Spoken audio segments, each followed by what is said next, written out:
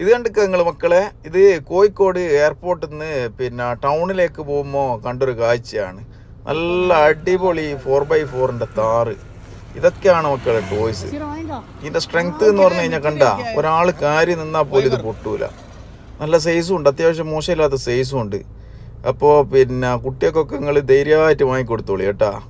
പിന്നെ എങ്ങനെ shape കൊണ്ടാണെങ്കിലും size കൊണ്ടാണെങ്കിലും അതിൻ്റെ ഒരു പിന്നെ ഫിനിഷിങ് ആണെങ്കിലൊക്കെ അടിപൊളിയാണ്. അപ്പോൾ ഞങ്ങൾ 3 പേര് ഓരോന്ന് വെച്ച് വാങ്ങി. അവർ 400 രൂപയായിരുന്നു പറഞ്ഞതൊരു പീസിന്.